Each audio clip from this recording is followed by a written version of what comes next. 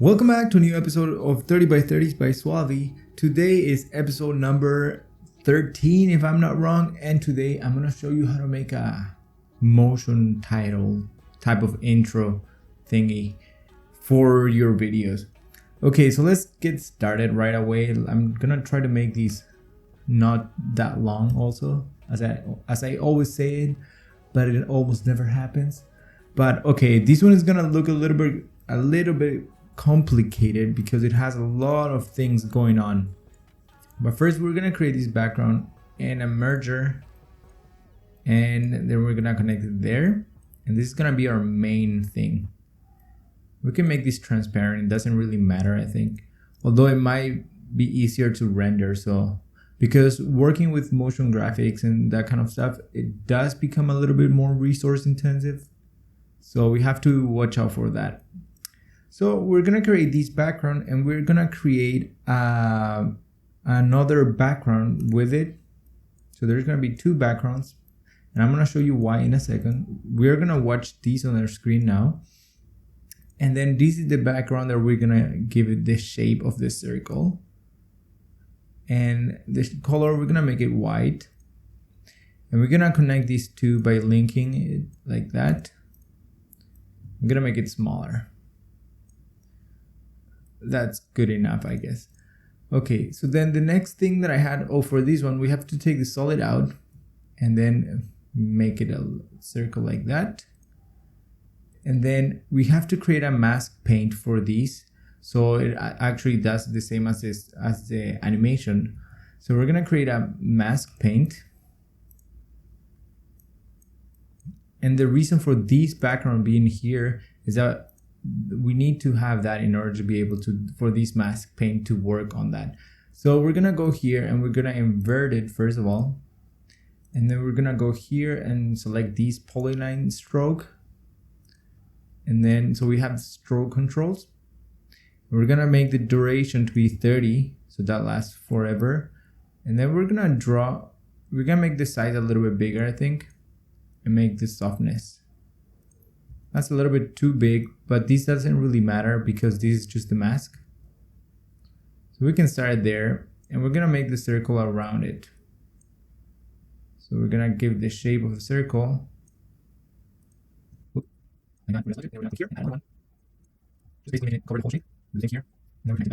We have that now. So then when we do this, it's gonna animate it. So then we can go back here and re-invert it. So when we animate it, it's gonna do that. Wow, magical. Okay, so the next thing is we're gonna go here and we're gonna create a duplicate tool. Duplicate, and then we have to put these on screen, pressing 2. And then we're gonna have 3 copies of this one. And then we have to move the size of it. Oh, not there. We have 3 copies, and then weird, it's not letting me do it. Okay, then that is pretty weird. I don't know why it's not letting me. Well, I think I know. So we're gonna create a new merger here. And this merger is gonna have a background also. We're gonna go here. We're gonna press Ctrl T. All right, and then now we should be able to see this duplication. We're also gonna change this to alpha. That is definitely really weird. Let me check why this is happening again. Well, I think this alpha might need to be transparent. That's why it might be causing that. Yeah, there it goes. This background needs to be transparent. Okay, so then we have that animation there. And that's pretty much the base of it. So we can start by animating it already.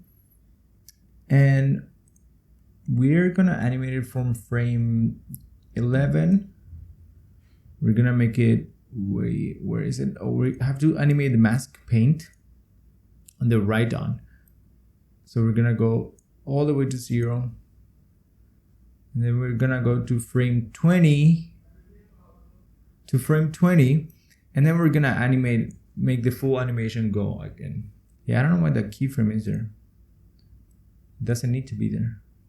Okay, yeah. And then you can also offset the animation so they don't start at the same time. You can offset it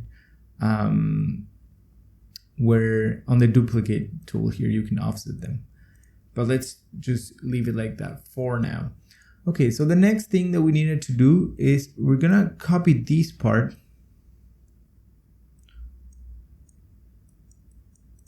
Whoop. And here we're gonna erase this mask because we're gonna create a new one there, and we are gonna create a new merger with these. I told you it looks a little bit complicated, right? There's a lot of little things going on. Okay, so we're gonna go where the animation ends, and on this mask paint, we're gonna change the type of like mask fill that we do it. Let's see that our solid is here. Oh, this one has to be solid. That's why it's not animating, I think. So we're gonna add the paint mask again. So that's the problem. This mask has to be a solid mask. So then we can go here and add the circle. And when we make the radius go, it will like completely catch it. So it's gonna be in frame 20 when it fills up. So then we're gonna select it here. We're gonna create a keyframe here on the radius. And we're gonna go, let's go 5 frames this time. And we're gonna fill it up. So that's it for that beginning part of the animation, right? So let's render it out to see how it looks. So here we're gonna create a transform node. And because we need to be able to do that little circle animation, that it becomes a little bit bigger and then it becomes smaller and then it becomes bigger. So we're gonna create a keyframe on the size of this transform node. And then we're gonna go 3 frames. We're gonna make it a little bit smaller. And then we're gonna go 4 frames. We're gonna make it a little bit bigger. And later on, we're gonna add another transform node at the end so we can actually adjust the size of the whole thing together. Then the next thing that we need is that square that opens up, that rectangle, I'm sorry, that opens up there. So for that, we're gonna create a merger and we're gonna connect that here. And then we're gonna create 2 backgrounds for the rectangle because one has to be the inside of the rectangle and the other one is gonna be the border. So we're just gonna work with one and then copy and paste it. So we're gonna connect a merge to this one. So this is the background and we're gonna create the mask. So we can go here and connect it so we can see where we wanna position our mask. Okay, so let's make it smaller like that and a little bit bigger. I'd say that's fine. And this one has a solid, so then we're gonna copy and paste it. And we're gonna connect it here. And then we're gonna take the solid out of these. And we're gonna make it a little bit bigger. We're gonna change the color of that.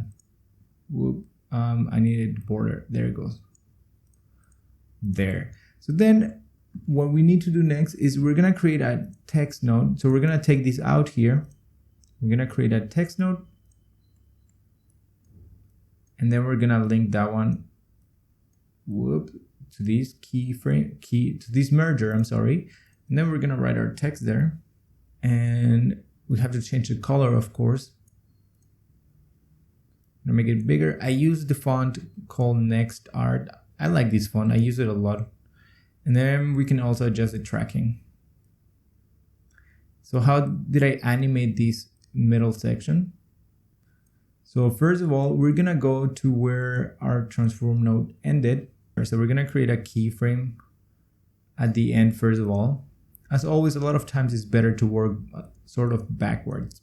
So we're gonna create a keyframe for the rectangle width. And then the same thing on this one. And we're gonna create a keyframe for the right on. Actually, I wanted to end one more keyframe, so that's when we're gonna do the right on. And then we're gonna go back to the transform, see where it became smaller, and we're gonna adjust this and make it smaller. And on this one, what I did was I made it come from the middle. So I did 0.5 in both of those. That's it. It's a little bit different because like every time you do something, like kind of like doesn't really always come the same way, obviously. But then yeah, that's pretty much it. Then what I did also was I went to the Spline Tool and I selected all of them